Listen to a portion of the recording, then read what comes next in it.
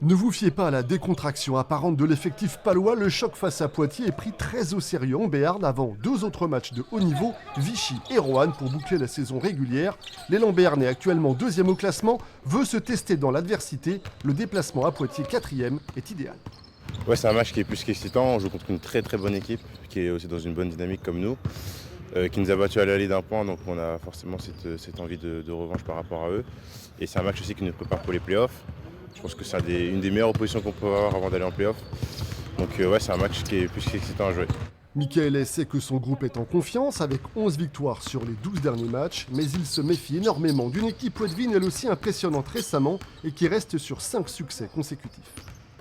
Ils ont des arrières qui sont très performants entre les deux jeunes, Brunachemille et puis Marcus Gomis. Ammons qui est un solide américain à ce niveau-là, des postes 3-4 polyvalents. Enfin, il y a vraiment c'est une équipe intéressante qui est en plus sur une courbe ascendante.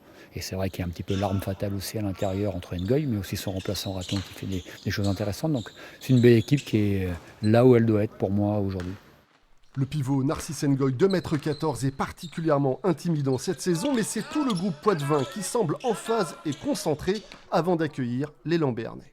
C'est en tout cas le plus gros challenge de cette fin de saison. Avant d'aborder les phases finales, c'est un très gros match pour la confiance. C'est clairement la défense, c'est l'équipe qui va, je pense, mettre le plus d'intensité dans le match. Il faut essayer de les diminuer au maximum, que ce soit leur efficacité dans le jeu ou leur rebond. C'est vraiment la clé. La salle Saint-Éloi s'annonce bouillante ce soir, un choc d'élite 2 à suivre dès 20h40 sur Nova.